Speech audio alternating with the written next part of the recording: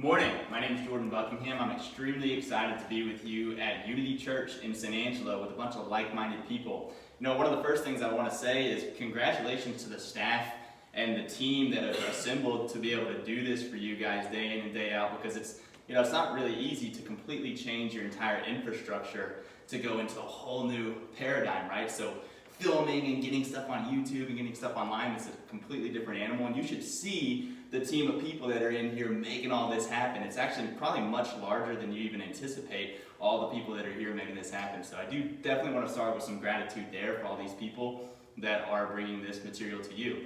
What I want to talk about today at Unity Church in San Angelo is manifestation and how the universe is 100% all the time attempting to bring you the things that you most desire in your world. And one of the things that we talk about whenever we talk about manifestation is the law of attraction. So I want to start with a few different, basically just foundational pieces about how the universe works so that we can build on those going through the talk.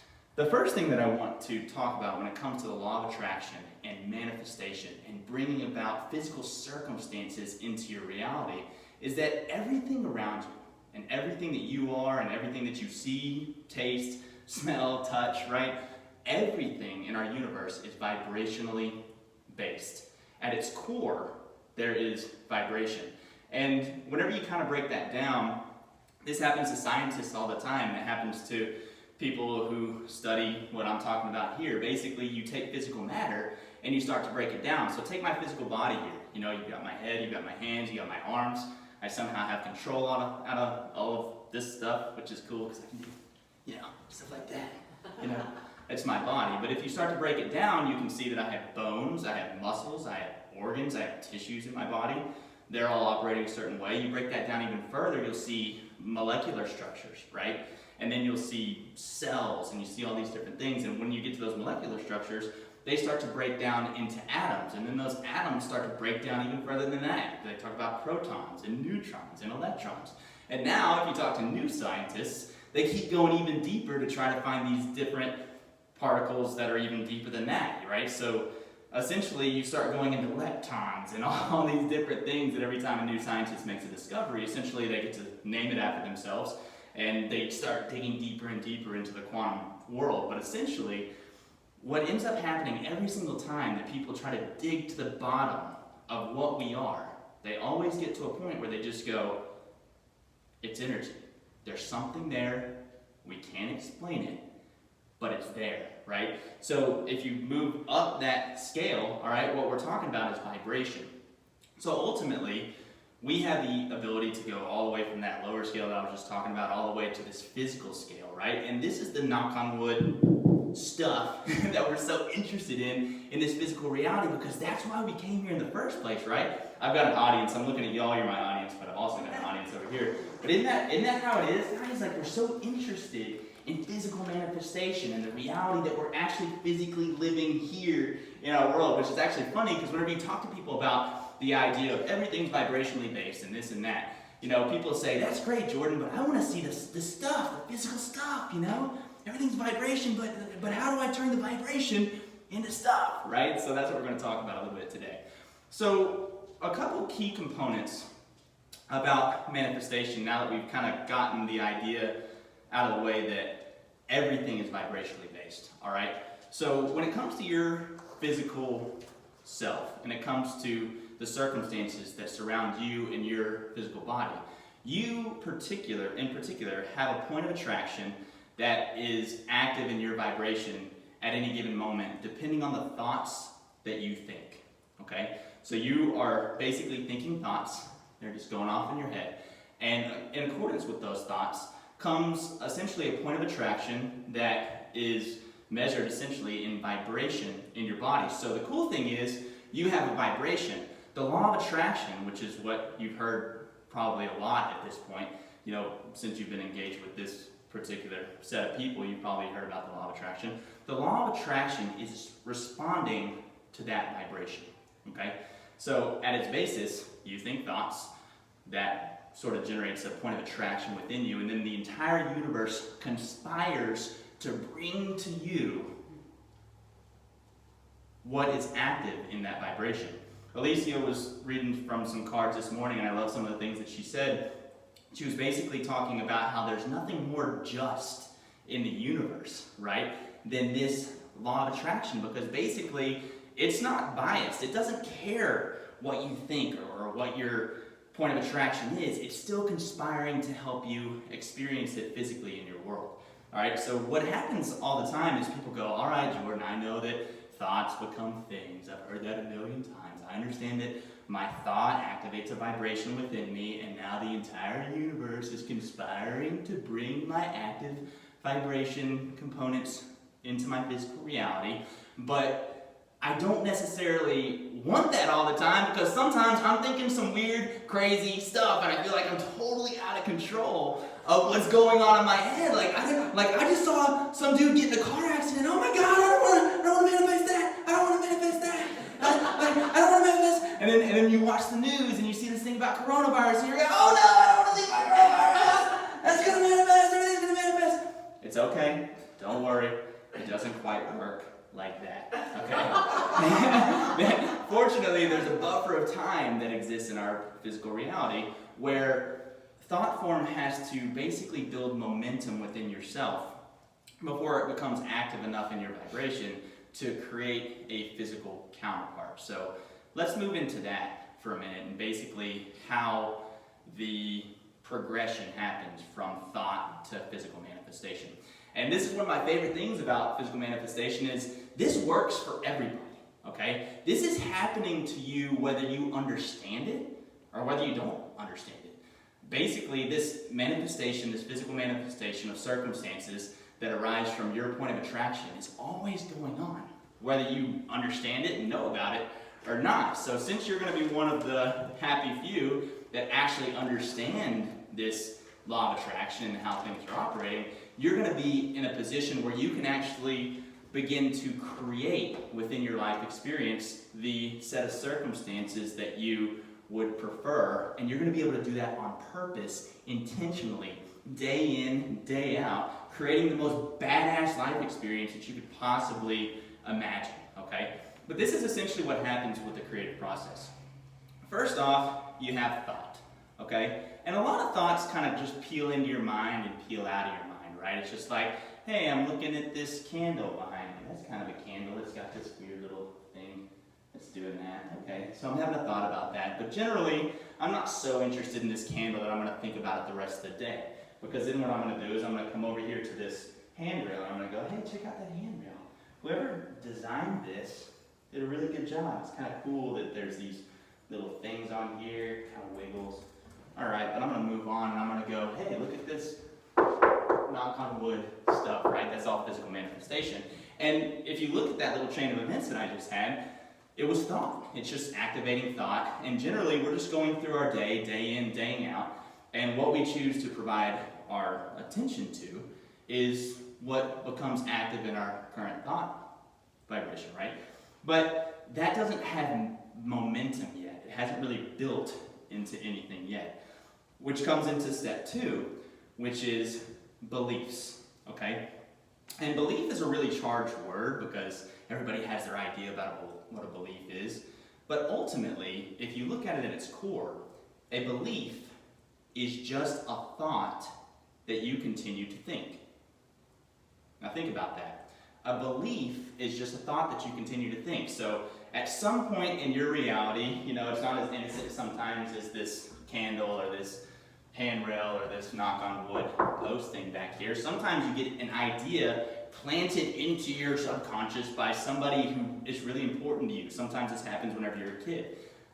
Like, hey, you can't play basketball professionally. You're too short. And don't you know that most of the people that play in the NBA are black? And you're white, dude. Sorry. Right? So you just go, oh my gosh, you're this 5-year-old kid. Well, maybe I'm not tall enough to play in the NBA. Maybe I'm not black enough to play in the NBA. Maybe I'm just not going to play in the NBA.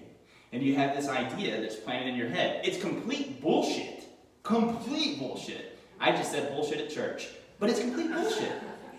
Because who is that person to tell you whether you can play in the NBA or not. Larry Bird's white. He has one of the best records in the universe, right? And I'm just making up a total crazy scenario. Obviously, it doesn't have anything to do with any of that. But you can see what I'm saying, right? That somebody planted this idea in this 5-year-old child's mind about what their future could be like, right? Based on some assumption that that person was holding. Well, now here's the issue. That 5-year-old kid could do one of two things. That 5-year-old kid could say, you know what? Something about that in here doesn't feel right to me. So I'm not going to agree with that. I'm not going to believe that. If I want to play professional basketball, I'm going to play professional basketball. And you can't stop me, sucker. Can't stop me. Can't stop me. Or that 5-year-old kid goes, well, that's my parent. They've been here longer than me. They've watched a lot more NBA games than I have. Maybe they're right. Maybe they're right. So then what happens? The next time that kid's out shooting hoops, he's dribbling, he's shooting the ball. Man, I could get good. I just made 3 in a row. I could get good enough at this to play in the NBA. Oh, wait a minute. But my parents said that I'm probably not going to be able to do that because of this and that and this, right? So now the kid's inside watching an NBA game. He sees that most of the players on the court are 6'8". His parents said he's not tall enough. He's probably not going to be tall enough because nobody in his family is very tall, right? Oh man, that guy's really tall. Whether he's black or white, he's definitely 6'8", and I'm not 6'8". Nobody in my family is 6'8". Nobody around me is 6'8". I'm probably not going to be able to play professional basketball. This thought that was planted in that 5-year-old's head did not have to dictate anything about his destiny with the NBA, but what ends up happening is now you start to see evidence of that thought being true in your world, right? And it's just like, oh my gosh, here's all this evidence, here's all this evidence. So your mind and your brain is basically doing something very interesting with the law of attraction. When we're at this stage of the game, I want to really clarify something about the law of attraction. At its higher level, it looks like you think a thought, it becomes a thing. But in reality, when it comes to law of attraction, how it really works is you are going to be attracting thought. Think about that. Thought that is in vibrational proximity to the thought that you're currently holding on to. And it's either going to feel a little bit better than the thought that you're currently thinking or a little bit worse, right? But the law of attraction basically says that you have access to thoughts that are in close vibrational proximity to what you're holding on to. Now, I'm going to show you how that 5-year-old boy can break himself out of a negative pattern, a negative idea, and go on to become an NBA player, or how he can let that one little bullshit idea wreck his chances of ever playing in the NBA, okay? And that's what we're going to do as we go forward. So now, let's just go with the assumption that this little boy has taken this idea from whoever he heard it from, that he's probably not going to play in the NBA because he's not tall enough, right? So he now starts to look and he starts to validate all these things that that well-meaning person said, and he starts to have this thought occur. It's okay, don't worry about the cat. There's a cat in here. Come here, come here. I'm going to show you the cat. This is the cat that's in the audience. You can be and do and have anything you desire, cat. And I'm going to send you on your merry way. Okay. We had one of the helpers coming up here to basically save the cat. All right, so basically now this little boy, right, is starting to see validation of this thought. So what happens? Ultimately, he continues to think this thought. Eventually, it turns into a belief in his mind. Why? Was it founded on any realistic data? Can somebody say whether a 5-year-old child is going to play in the NBA or not? Not really. But because he believed this idea, and because he thought this thought again and again and again and again and again, it ultimately became a belief. Okay? So now here's what's interesting about beliefs. A belief being a thought that you continue to think. There's a lot of physical stuff that I could go into here, but I'm not going to. But I will just say this. That belief now, because it's a thought that you continue to think, is going to actually begin to fire a certain area of your brain that are neurons, right? And it's going to start creating this scenario where every time that kid thinks about the NBA, he kind of goes back to that thought. And your brain gets more practice with that thought. And then it becomes more clear about that thought. And there's precision in that thought. And then it builds this entire library of evidence around that thought to maybe make it a reality. So every time that kid thinks about the NBA, boom, boom, boom, it's activating that area of his brain.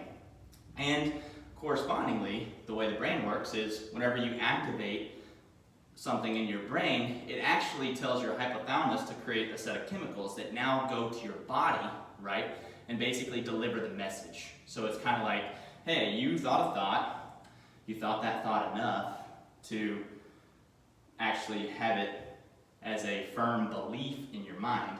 We've built that belief with a bunch of evidence, right? We've got all this evidence. And now, whenever you think that thought, I know what to fire and I know what chemicals to release to tell you within your physical body how you feel about that, right? So ultimately, the thought continuously became a belief. Now, ultimately what happens with beliefs is you're going to have this core point of attraction based on this dominant set of beliefs that you have, right? So now, because that's gained some traction in your mind, right, you are going to attract physical circumstances that match that current belief. So now, this 5-year-old kid, this is a bummer story, right? It's a little bit of a bummer story. Don't worry, I'm going to save the 5-year-old here in a minute. But in the meantime, we're just going to continue on this thread. So now, this kid got this thought from whatever well-meaning person was trying to save them from a life of hope, right? That they could play in the NBA. And that thought continued to think, it gathered some evidence around it, and now it's being held there. So now he's actually going to start to attract physical circumstances in his life that validate that belief. So he's going to go, well, you know what? I still like basketball. I'm still going to play. So he starts playing, and he goes down to the local schoolyard where there's a basketball court, and there are some kids playing. And he goes, yeah, you know what? I want to play.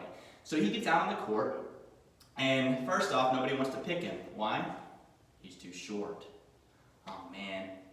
Well, I guess we'll take the kid last that's the shortest. So he gets picked last to play on the basketball team. And they only really want to play him if they absolutely have to. Well, now this is kind of validating that belief again. Like, well, maybe my parents are right. I am pretty short. Everybody in my family's short. I'm not black. I'm not 6'8". These people on the basketball court over here at the schoolyard don't even want to pick me because I'm too short. They didn't see me shoot those hoops at my house when I was making everything, right? They totally missed that. Well, anyway, here I am. So then he's out on the basketball court. They actually let him play, but everybody's kind of scoffing at him. It's, God, I got the little kid on my team. He's such a squirt, right? And then he was making hoop after hoop after hoop after hoop at his house. But now, for some reason, whenever he gets the ball in his hand, maybe he fumbles it. Maybe a bigger kid comes and knocks him over, knocks him on the ground, and he's just validating this experience of this thought that was planted in his head. Can you see the power of planting a thought in the head of a 5-year-old? And why you should really be careful about what you tell a 5-year-old, about what they're capable of doing in their future experience? It's pretty important, right? So now he's attracting physical experience. The kid just got knocked down. He just missed some shots. He didn't want to get picked on the court. This is an event that could happen in 1, 2, 3, 4, 5 days that could literally change the rest of this kid's life about the NBA, because now the physical circumstances are coming around him. And then from the physical circumstance comes a word that is also highly charged. But ultimately, this little 5-year-old boy, after he has thought the thought enough for it to become a belief, and then believed it long enough to attract physical circumstance into his world, now has developed a truth. Because now he's looking at all that physical circumstance and going, well, I went to the basketball court, I wasn't making good shots, I'm not tall enough, they didn't want to pick me, they knocked me over on the court, maybe my parents are really, really right. Maybe that is true. Maybe that's true. So now you just had a thought move into a belief, move into a physical set of circumstances, all by law of attraction, that now has become a truth. in this little boy's mind. A truth is really just a belief that's been validated by circumstance. But that might stick with him for the rest of his little existence. Unless he learns the process that I'm about to teach you. All right? So everybody out here following this? And isn't that crazy? That that's the physical reality that we live in? That you can actually, from one little point of inception thought, have a dynamic life experience change or just because it's one thought that just started to compound itself. Now that you understand this, I'm going to validate it one more time just by speaking through the whole thing. And now I'm going to show you how that little 5-year-old boy could completely disassemble that thought. And this is really important because how many of us have something going on active in our mind, active in our vibration, that we feel like is a truth? This is true. Jordan, can't you see the physical evidence of all this stuff that I believe? It's true. There's physical evidence. Can't you see it? Yeah. You know, that's what happens to people. That's what happened to this 5-year-old boy, but it doesn't have to be your truth forever. So basically, here's what we've talked about. Number 1, you have a thought that activates in your mind. Number 2, you hold on to that thought long enough for it to become a belief in something that you continually think that whenever your brain goes to that particular topic, that's the vibration that activates. That's the set of neurons that fires in your brain, right? So thought moved to belief. Belief held fervently, attract physical, circumstantial evidence of the belief that was originally a thought. So now we've moved on to circumstance, and with physical manifested circumstance present in your life, you can point at it and you can say that it's a truth. It's true because it's been validated by circumstance. Okay? That first story I told is kind of sad, and I'm sorry I use a curse word at church, but honestly, that's how I feel about it. It's upsetting to me that somebody would feel trapped by a truth that was originally just a thought that was planted there by what was probably a well-meaning person. But it's the way the universe works. The universe works the same way for the 5-year-old as it does for the 35-year-old, as it does for the 65-year-old. It's always responding back to that vibration. Okay? So now I'm going to run on a totally different tangent for a minute, and then I'll tell you how we could completely change everything, right? So let's just go on a positive example. Same 5-year-old boy, okay? But they were told something different about their reality, okay? Same little 5-year-old boy is out there shooting hoops. Makes 1 in a row, makes 2 in a row, makes 3 in a row. Man, I'm pretty good at this. Maybe I could play in the NBA. The dad comes out. Hey son, what you doing? I'm shooting hoops, Dad. Watch how good I am. Swish. Bam. Dang. I just saw a 5-year-old swish a hoop. That's amazing. You know what? I wouldn't be surprised if you played in the NBA. Ah! My dad just said I could play in the NBA. That's a crazy idea. Well, am I tall enough? Am I smart enough? Am I black enough? I'm not black, I'm white. I've got these other ideas. Is it true, Dad? Is it true? Yes, son, you can be, do, and have anything you set your mind to. There are people in the NBA that are less than 6 foot tall that score more points than people that are 7 foot tall. Look at all these examples that I have of all these kids that were tall. I'm not saying you're not going to be tall, but it doesn't matter. This guy's 5'11", and he dominates the NBA. Look at this Stephen Curry guy. He's not even very tall, but he dominates the NBA. Look at all these people that have gone on to do these incredible things, totally despite their physical circumstances. Larry Bird is this tall, white, lanky dude that really wasn't super coordinated, but he beat into his physical body the ability to make just about everything that he shot because he was relentless. He wouldn't stop. Look at all this evidence that I've got. Yes, you can play in the NBA. If you want to play in the NBA bad enough, you can play in the NBA. Well, now you got this 5-year-old kid, right? And he's just got this thought planted in his head. So now what starts to happen? This thought's planted in his head, and now he's going to start to attract all this circumstantial evidence in his head, right? He's just starting to see things, the Stephen Currys, all these people, right, that could basically say, well, maybe I could do that, maybe I could do that, and he develops this belief. I could, if I wanted to, play in the NBA. If I'm willing to work hard enough, do the things that I want to do, Boom, I can play in the NBA. Well, you know what? That's going to make me work harder. I'm going to play. I'm going to go out here and practice more. He starts shooting hoops. He's making hoop after hoop after hoop after hoop. He goes, you know what? That's validating of the belief that I just thought. That's totally awesome. You know what? I'm going to go down to the local schoolyard and I'm going to start playing. Well, now this kid's activating on a totally different vibration. He walks up. My dad just told me I could play in the NBA. I'm swishing everything. All you tall suckers would be lucky to have me on your team. Who wants a superstar? I'm the man. I've been making everything all morning. If you want to win this game, you better pick me. Better pick me. I'm just saying. I may not be tall. I may not be black, but I'm bad at the bone. You better pick me, right? Anyway, so the kid gets picked, and now he's like, yeah, you know what? That's validating my circumstance. Now he's going through all these hoops. He's doing all this stuff. This big dude's in his face, 6'2", this little 5-year-old kid. He's like, I don't care. Side swipe. Whoop, bam! I made it! Woo! 3-pointer! Can't stop me! Validation after validation after validation. The circumstances just validating this new belief that this kid is developing in his head. You see what I mean? And it's just like, oh my gosh, what my dad said earlier could be true, could be true, could be true. It is true. I know it's true. I can play in the NBA if I want to, and I work hard enough. I'm good enough, I'm bad enough, I'm awesome enough. I can do it, I can do it, I can do it. All these circumstances arise, right? And now, this kid feels like $1 million, and every time he wakes up in the morning, he can't wait to get that basketball in his hand. What's the difference in the two scenarios that I just pointed out? The first kid being led to a truth, a physical truth in his life that there's no way he could play in the NBA. And the second kid, same kid, with a different thought planted in his head with a completely different truth that developed. You see what I'm saying? The truth really just backs up to circumstance, really just backs up to belief, really just backs up to thought. And there was an inception of that thought, okay? So now that you've seen both pieces of the puzzle, you say, well, Jordan, what about the guy that got the thought planted that he couldn't play in the NBA? That poor 5-year-old kid, he's never going to make it. It's okay.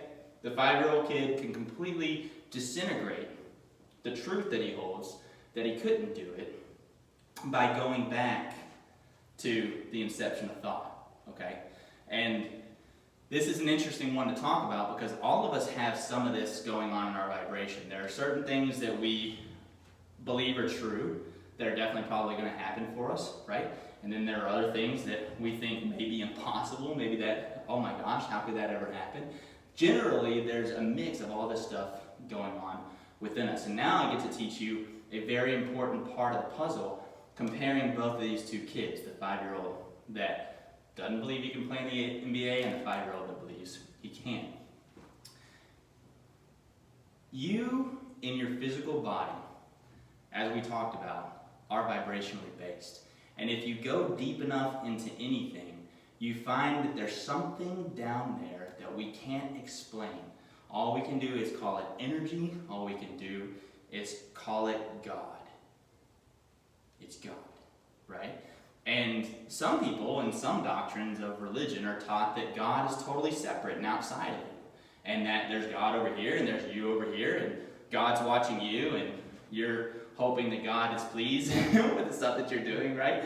And as long as that God is pleased with what you're doing, then you don't have to suffer the negative consequences of not being in God's favor, right?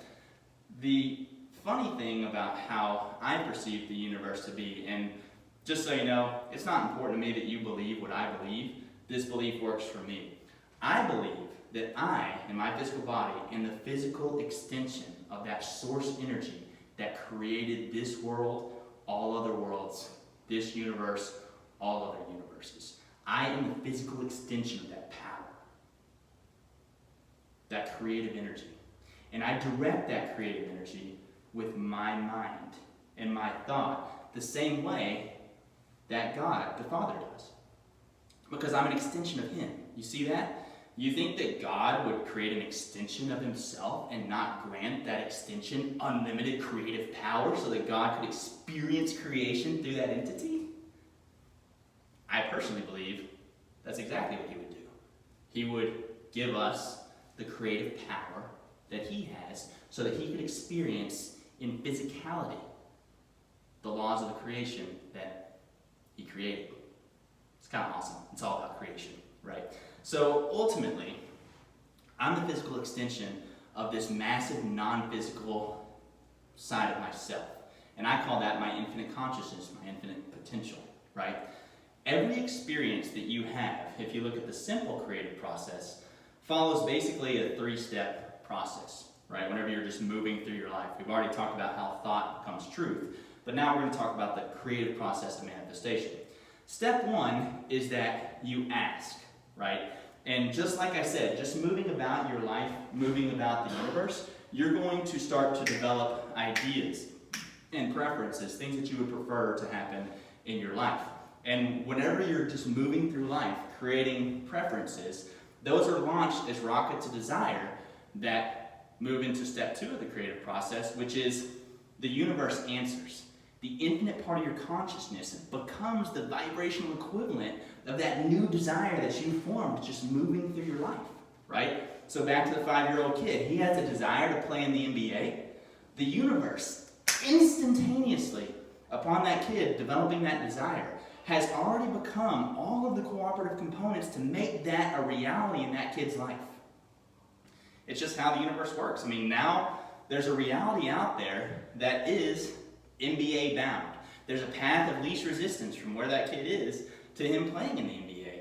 There's all of these amazing things, and I know it's more. It would seem more complex than this, and it is because you've got the moving through of life. But essentially, just have the idea that the moment a desire is born within you, at that exact same moment, the universe has already answered and become the vibrational equivalent of what you're asking for.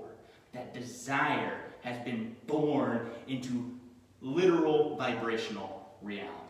Okay? So now you're moving through your life, you're experiencing different things, you're developing different desires, the universe is answering, becoming exactly what you're asking for, already creating all the cooperative components. And in this stage of the game, I like to reference to the internet, right? We know that we can pull out our cell phones and we can Google just about anything in the world. Isn't that amazing that we can get information just on just about anything? Well, imagine the infinite consciousness that created the physical universe and how connected that is to everything else. That infinite consciousness knows where every blade of grass on our earth is. It knows the exact speed with which it's waffling back and forth. It knows everything about the soil that it's in. It knows exactly the water that's around it. It knows how to nourish the roots. It does all this naturally, 100%. Have you ever seen a seed grow from inception to a plant? It's like magical to us. But that's infinite consciousness working in our physical reality all the time. There's this baseline of good that's always happening. And then we have the ability to go through and have this physical life experience where we're creating, right? So now we've A, created the desire. B, the universe has answered that and created it vibrationally. And step 3, this is our work, is to line up with the vibration that has already become real in the infinite part of our consciousness, which is where God is, right? It's already there. Man, there is something exciting about that I can just move through my day. I can go develop different desires. I can go develop different preferences. And in the moment that I develop that desire, the universe has already answered and put together all the cooperative components to make that a reality for me now, in this instant. As we're talking here on this microphone, it's already happened for me, baby. That is cool. And now all I have to do is line up with that vibration. That's all I have to do. No, I don't have to go to a job to make money. No, I don't have to go do all these things, to do all these different things. Like, we're so action-oriented in our physical body that it's okay. I can show you a process to where the action can help you. But ultimately, we're so action-oriented, we think we have to be going out here and doing all this stuff. We think that we need to manifest things. I need to go do this and manifest. I'm going to go think thoughts so I can manifest. I'm going to do this so I can manifest. It's already manifested, y'all. Everything in our universe is vibrationally based. It's already manifested in vibrational form. That's as real as it gets. All you have to do is line up with that energy, and it will automatically erupt into your life experience like magic. Whew. It's amazing. All right. So now let's go back to what we were just talking about. Thoughts become beliefs that are validated by circumstance that becomes truth. Well, let's talk about the two basketball players. One that doesn't believe he can play in the NBA, and number two, the kid that believes he can play in the NBA. We're talking about a 5-year-old kid here, okay? Both of those ideas obviously were born out of the initial thought that I discussed, right? The cool thing about this idea is that all of us have some version of this going on inside of ourselves, don't we?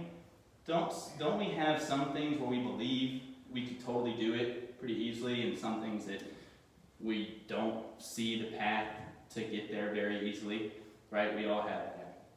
So what I want to do is, the 5-year-old boy that believes he can play in the NBA, that's an amazing circumstance. And, you know, everybody could validate, man, isn't it good that that kid's dad didn't squash his dreams when he was 5 years old, right? So that kid's going to go to play in the NBA. But what about the kid that basically got screwed out of his future NBA experience? You know, what happens to that kid? I'm going to tell you in the last couple minutes of this talk, basically how you can create a new truth in your life based on an understanding of what we just talked about.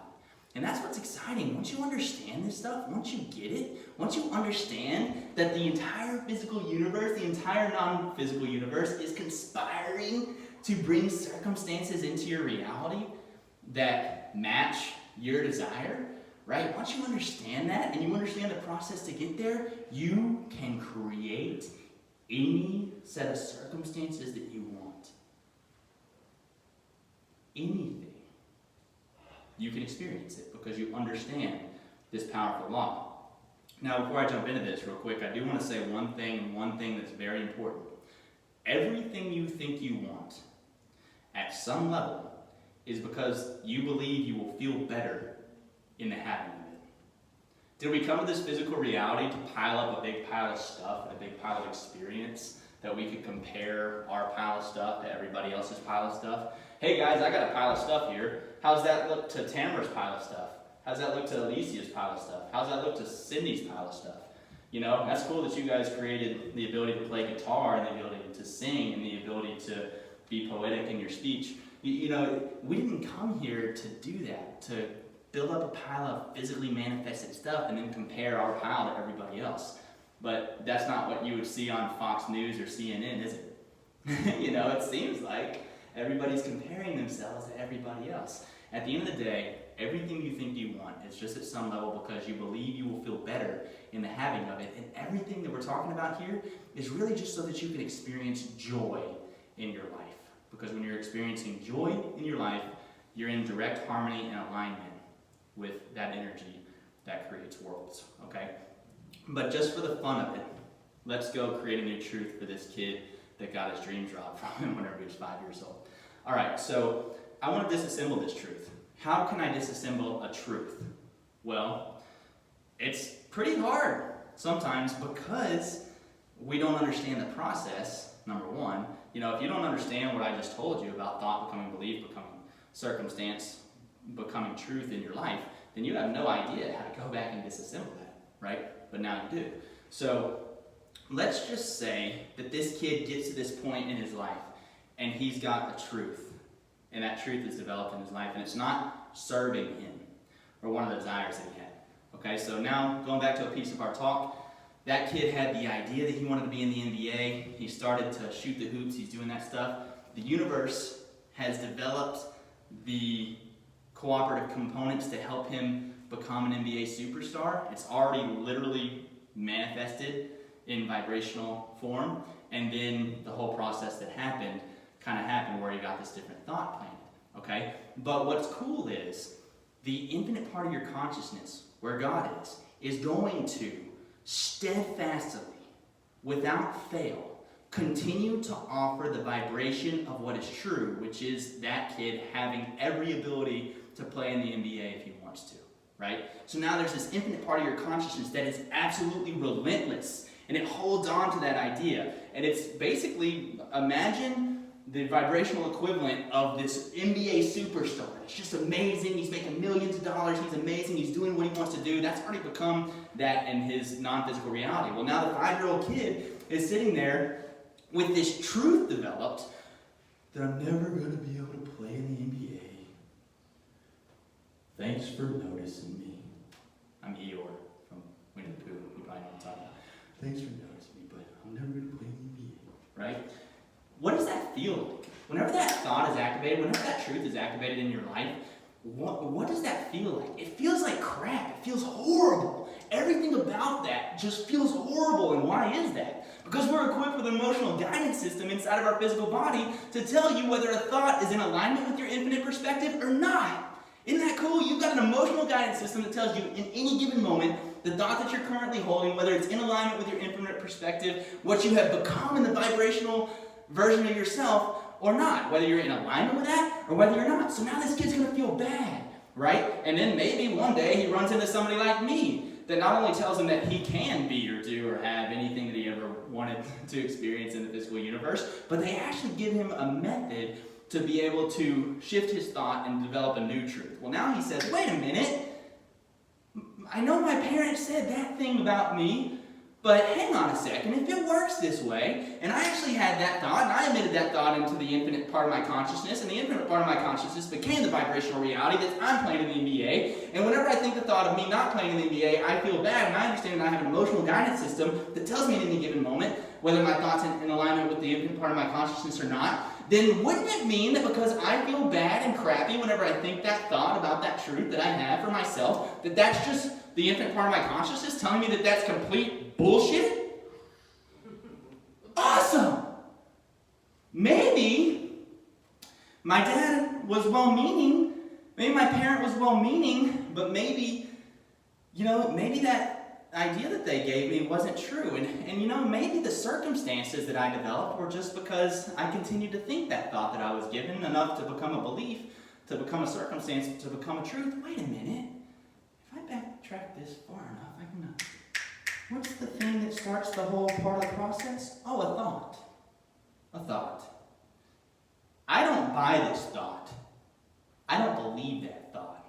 If I want to work hard and I want to do this, I can play in the NBA, right? So this kid goes up, so think about this, baluster right here. And think about it, you can't see from the bottom up, but just imagine a table, right, that has legs under it, right? The legs are this kid's truths, his beliefs, the thoughts that he continues to think. Well, now he takes an axe to one of those thoughts, one of those truths, and just goes, that's not true for me anymore. Boom! And he cuts that leg out from under that table. The whole truth just evaporates and falls to the floor. And he says, I am the creator of my life experience. If I want to play in the NBA, I damn well will. And nobody is going to tell me whether I can or whether I can't. And you know why? Because I can go into the world and I can look at all these books and I can look at all these programs and all these audio programs and I can watch the NBA and I can see validation of how a person just like me could become an NBA superstar. Look at this. Look at the Stephen Currys. Look at this guy that's 5'11". Look at this guy. Look at this guy. Look at Larry Bird. Look at all these people. They did it from worse circumstances than I've got. I can do it too. I believe I can because I'm going to continue to think that thought. Nobody's going to stop me either. Oh my gosh. I've got some momentum in thought. I'm turning that into a belief. You know what? I'm going to go back to the schoolyard today. I'm going to go back over there today. And I'm not going to let anybody tell me that I can't do something that I want to do fervently, passionately, that's important to me. I'm going to go play basketball the way I know how to play basketball. And that kid goes with that new thought, that new belief, back to that basketball court, and he totally crushes it. Crushes it. The circumstances begin to surround him. Why? Because he killed an old thought, an old belief, an old set of circumstances, and an old truth. He destroyed that and began with a new planted thought that began to form in around his reality. He's starting to experience these new set of circumstances, and guess what happens? The thought became a belief, became a set of circumstances where he rocks it, and you know what happens? That becomes a truth in that kid's mind. Because he made a decision about what he was going to populate in his mind today. You get that? You get that? You can take any avenue, anything that's going on in your life. If you're happy with it, then continue the thoughts, baby. Continue that truth. Continue to have that progression from thought to belief to physical circumstance to the truth that you develop. But if you don't like it and you're not pleased with it, you can change it using the process that I just gave you. So with that, hopefully you guys can get through a few of the curse words that I said because I get really passionate about this stuff. And you could go back through this video and you could identify that not only are you the creator of your life experience, but everyone is. And everyone has the ability to go from thoughts to beliefs to circumstance to truth and create a version of their reality that is pleasing to them. My name is Jordan Buckingham. I'm at Unity Church in San Angelo. I want to thank you guys for being with us today.